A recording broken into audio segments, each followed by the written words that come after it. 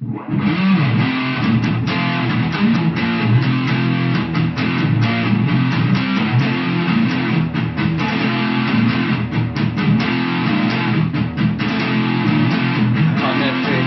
of Christmas, Eerie Arachnids came to be by Ceratogyrus.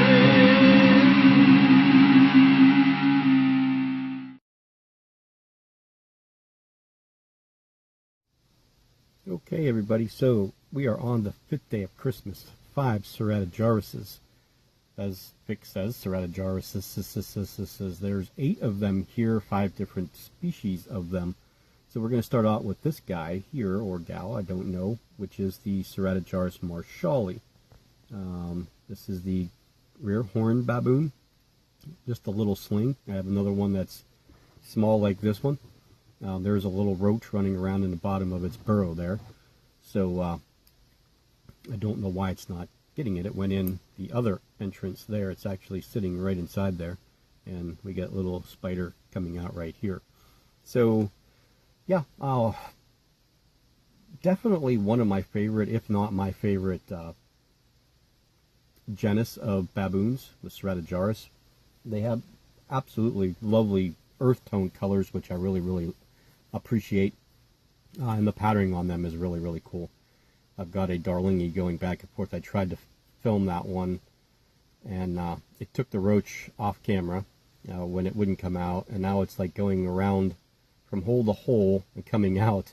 So what I'm going to do is we're going to open that enclosure and see if we can't get that one at least a little bit on film. But this is the first one, the Ceratogyrus marshalli. Okay, so this one's not being very cooperative, and my female is in pre-molt, so I don't want to mess with her. So we're going to see right here is the spider, a little over an inch, I think. And this is the Ceratogyrus darlingi, the straight horn baboon, right? No, this is the rear horn baboon. Marshalli is the straight horn baboon. And there's been a lot of theories on why they have a horn, what's the object of it. Some say it's for, storage of fluids.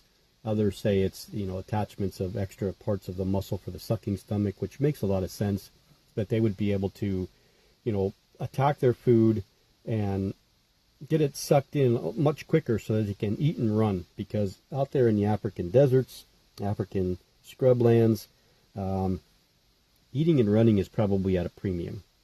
So the quicker you can get that done, probably the better off you are as a spider. So that sounds like as good of a theory to me as any other, and that's the one I'm going to go with anyway. Until there's actually research done and it's said this is exactly why it's for. And I don't think anybody's really going to get that the actual understanding of why they have them, because it's something that they probably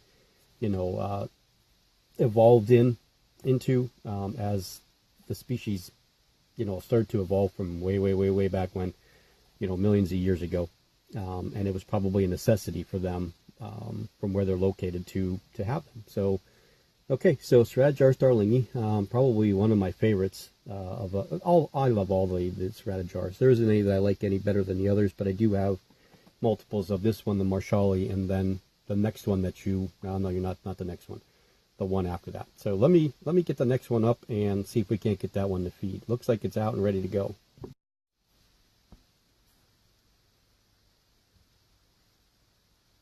Okay, get ready for this.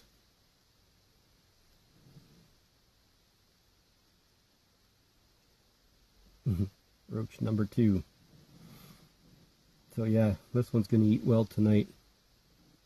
See how it came out from underneath its web. I'm having problems with my tripod today. Tripod's not helping me out any.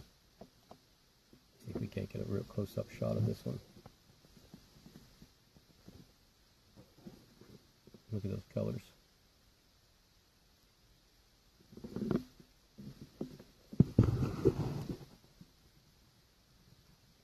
Wowzer, huh? Ceratogyrus sanderi, the Nambia horned baboon. Bye-bye. Okay, so hopefully this one is going to be as cooperative as the last one. This is the Ceratogyrus brachycephalus. Now, I do not know the common name for this one. Yeah, I don't know. absolutely don't know. I mean, I can't even guess. So we're going to throw a roach in. This one molted not too long ago. I would say about 5 days ago. So hopefully it's ready to eat. I know both of them are really, really skinny. So hopefully this one will come out for this roach. And we'll get a good takedown, and then hopefully it'll stay out and we can get a good close-up of it. I got these two from Warren Vanderbiesen. He's one of the fellow admins of the tarantula community. And these are true Brachycephalus, so these are from a wild-caught mom, I'm assuming, or imported that way. This was like the one that I wanted the most out of Ceratogyrus. After I got the Darlingii Marshalli, I definitely wanted to get these, but I ended up with the Sandaria Myriadinalis first from Pulp Friction. And then, I worked a deal with Warren. I sent him my Ceratogyrus ori female to help him try and complete his Ceratogyrus genus females. He didn't have that one, so I said, well, you know what, to help you out, I'll send that to you. And he sent me 3 of these, but only 2 of them survived. The one that didn't look good from the beginning. I mean, it was okay for a handful of days, but it took about 5 or 6 days, and it finally passed away. But you can see the feet of the little one right there. He might not be ready to eat yet. That's what I'm assuming. We're not ready to eat yet. So what I'll do is I'll try to get a picture of the other one. We can get the other one down here and see if that one will eat, and throw that one on camera too. Okay, so this one is the Ceratogyrus brachycephalus. Let's see if we can maybe get a view. You can see it down there in the burrow. Maybe it'll come out, pick up this roach, hopefully. Trying to get the light in the right position. It's not really working out. I probably should have put the flash on the phone. That would have been better. I'll leave it right there. It looks pretty good, huh? Don't know if this one will eat. These two have been kind of fussy as far as eating is concerned. More so than any baboon that I've ever had.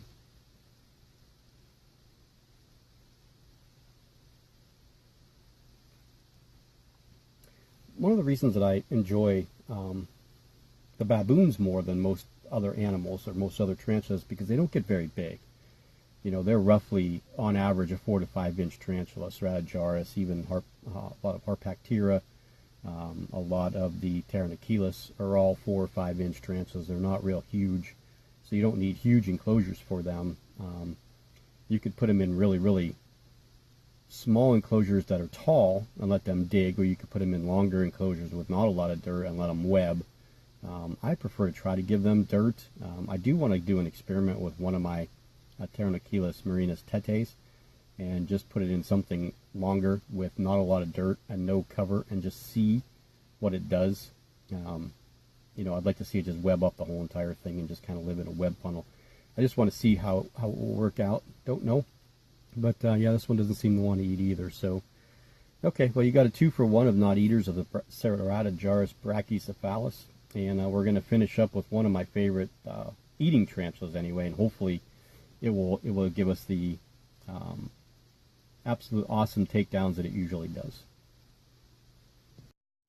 Okay, folks, so here is the Ceratogyrus myriadinalis. This is one of the Ceratogyrus that does not, this one's going to go around in circles, it always does.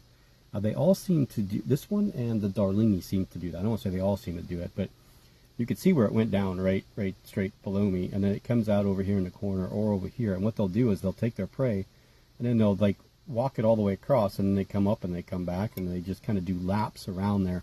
Why they do that, I don't know. It's an odd behavior, but this one's definitely one of them that likes to do that for some odd reason. Again, this is one of the Ceratogyrus that does not get a horn whatsoever. I am not quite sure what the common name is for this one. I know it's a, I want to say it was gray horn baboon, even though they don't have a horn, but I do believe there's something gray in the name. But I'm not, I don't keep up with the common names. I don't put them on the enclosures anymore. So it's kind of hard for me to remember them. Hoping will come out one more time. Yeah, he'll come out for another one. See, they like to eat double. Some of them like to eat. They'll eat twice. think we'll be able to get this one out to get takedown if we get another roach. There we go. We got another roach. You're going to just do all kinds of fun stuff, aren't you? We'll take a little extra time with this one just because it's the end of the video and it's a lot of fun. This one's a lot of fun to watch and play with, and that roach is going to go down in the hole too. Well, there you go. It does have a little button on the top, but nothing that I would... There you go. Now you got two. Now you can go hang out. So, yep. So, again, thanks for everybody that's tuning in. I'm filming these all ahead of time, so I don't know if people have commented on the videos prior to this one. So, if you have, thank you. I'll get back to everybody as soon as I can if I haven't already. I hope you guys have enjoyed everything up to this point. I decided not really to be in front of the camera at all during this because I want it to be about spiders and not about me. But I will make an appearance on the very tail end of this on day one. I hope you guys will enjoy day one. I know so far what I've got, I really enjoy what we're going to do with day one, and I think a lot of other people will too. So thanks again for watching, and we'll see you guys tomorrow, day 4. I'm not going to tell you what it is, but yeah, hopefully you enjoy it. And we'll talk to everybody soon. Happy Christmas keeping. Bye-bye.